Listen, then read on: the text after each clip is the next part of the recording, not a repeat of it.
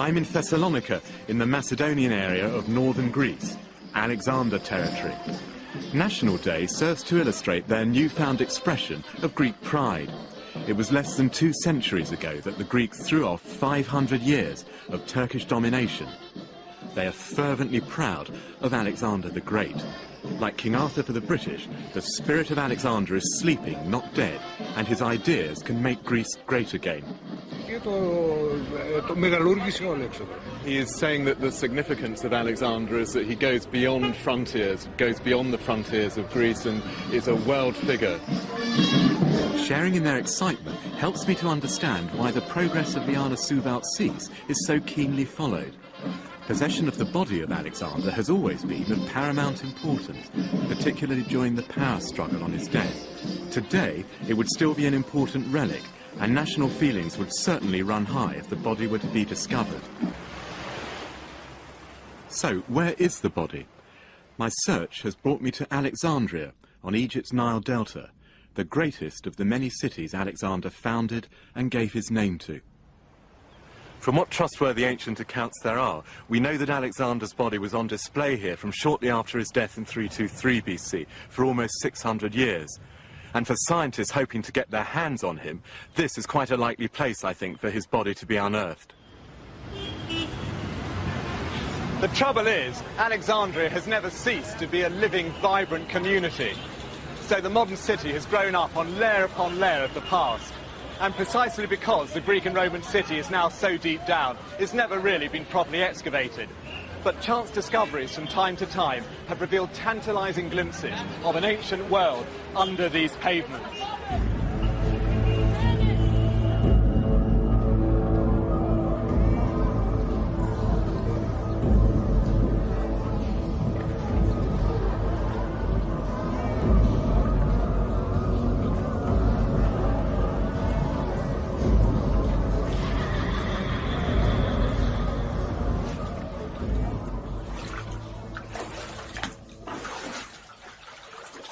This labyrinth of burial chambers, now being drained by Egyptian archaeologists, was stumbled upon 100 years ago when a donkey and cart literally fell into it.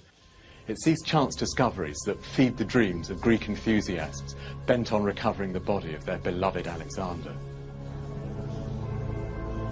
This is just one of a warren of Roman catacombs in use at the time we lose track of Alexander's body. This is the mortuary chamber, guarded by fearsome Egyptian demons, now dressed as Roman legionaries. And here, the burial rites are supervised by the traditional pharaonic gods.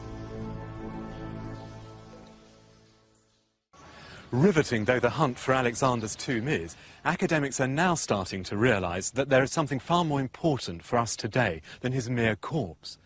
It's the search for the truth about his life, and here feelings can run high. He comes riding in on his great white horse, a symbol of control of all the unruly forces of darkness. I should think you would probably be a rather aggressive and mindless young man. In spite of such conflicting views, we do know for certain that by the end of his spectacularly successful life, both he and his subjects believed he was divine. And experts tell us that the fallout from this new phenomenon affects many of the world religions to this day. Could this possibly be true? Well, first we have to search out those aspects of his life which led Alexander to believe he was a living god.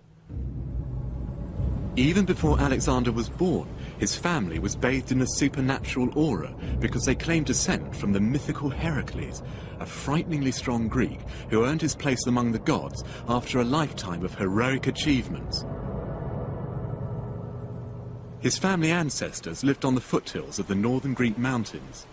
The more sophisticated southern Greeks of the time regarded these northerners as primitive and superstitious, and it's said that in these mountains Alexander's mother Olympias led supernatural rites and took part in orgiastic ceremonies.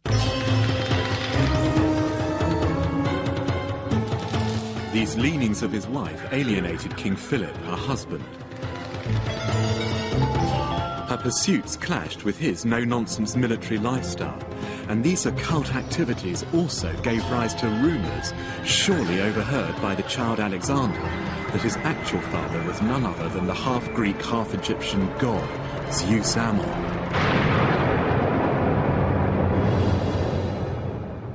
Alexander's upbringing in a palace rife with magic and ancestor worship could well have encouraged a mystical streak and left him open in later life to the idea that his achievements were revealing his own divinity. Alexander quickly proved to be a brilliant military leader. He led from the front, spearheading the cavalry charges. He was supremely brave and inspired his men. At the defining Battle of Issus, he defeated a Persian army many times his size, at one stage leading a charge right to King Darius himself, forcing him to flee the battlefield. He never, however, damaged a religious shrine. His conquests gathered pace, taking more and more of the vast and powerful Persian Empire. Within the first 3 years of his campaign, he had united all Greece, thrown the Persians out of Asia Minor, and taken Judea. He then headed towards North Africa, where he was to have his first encounter with a major civilization centuries older than his own.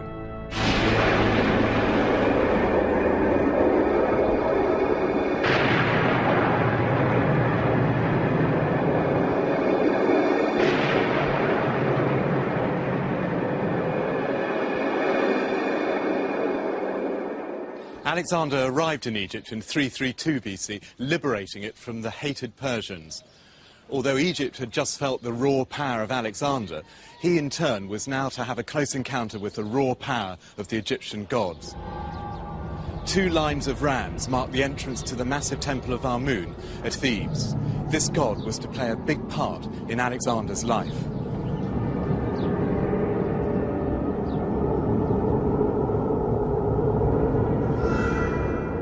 For the Egyptians, Amun was the father of creation.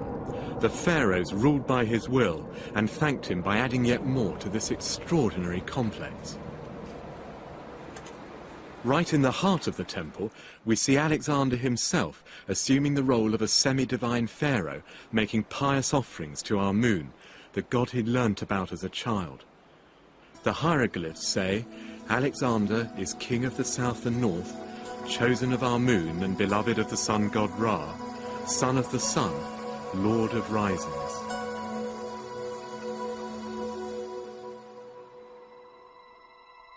One particular branch of this cult was much frequented by Greeks, the oracle of Amun in the western desert at Siwa. Alexander decided to march there, interrupting his relentless campaign against the Persians. It seems he had an irresistible yearning to find out from this famous oracle if he was indeed the son of Amun. The journey to Siwa was no picnic, and for someone in the middle of a long and dangerous military campaign, this major digression into the desert was strategically risky and indeed foolhardy. Even for me, travelling today in the relative luxury of a vehicle, the journey brings home just how remote this Saharan oasis is. We've been travelling for hour upon hour across baking, empty desert, and I can't help thinking that if we break down, we really will be in the proverbial. Now, the Greek historian Diodorus writes, after 4 days, the army's water gave out, and Alexander's men fell into a fearful thirst. All were in great despair and feared for their lives. Well, luckily, and as if to prove the gods were on his side, a rainstorm saved them, and they finally beheld the blue waters of Siwa.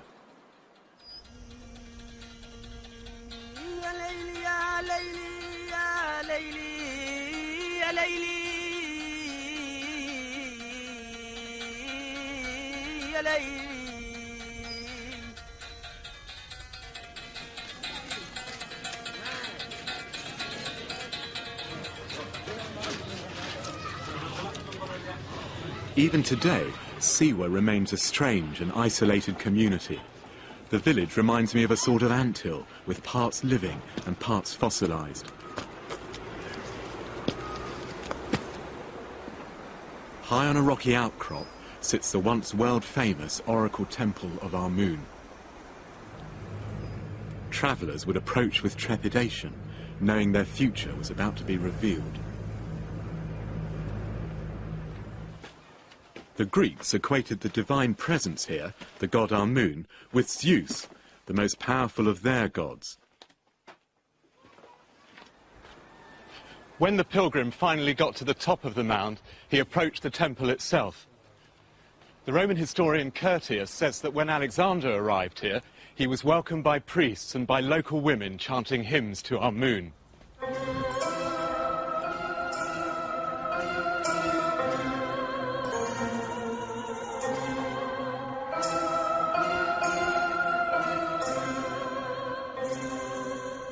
It's difficult to envisage just what the god Amun looked like, but he seems to have manifested himself in different forms. Above all, invisibly and powerfully, as the wind which whips up the great sandstorms around the oasis. And as a ram that would appear to lost travellers and guide them here. Now, what happened next is a mystery, because the prophet priest took Alexander into the Holy of Holies here on his own. And even on his deathbed, Alexander never revealed the secret words of the god. But a clue as to their content emerges from Plutarch's account of what happened the very next time Alexander was exposed to great danger with his troops. He uttered up a prayer, implying he now believed he was the son of a god. "Listen, you gods," Alexander shouted. "If I really am your son, help us now as we go into battle."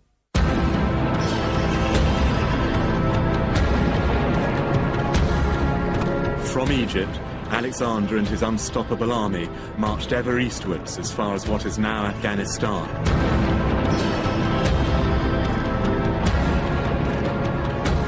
In Pakistan, he fought against fearsome war elephants. This coin shows Alexander attacking an elephant, and this later one from Egypt shows him wearing an elephant's scalp, implying that he has now even taken on the power of an elephant.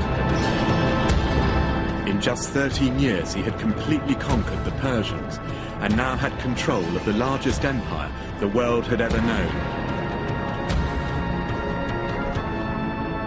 Untold wealth began to flow back to Macedonia. Even their coins were now of gold.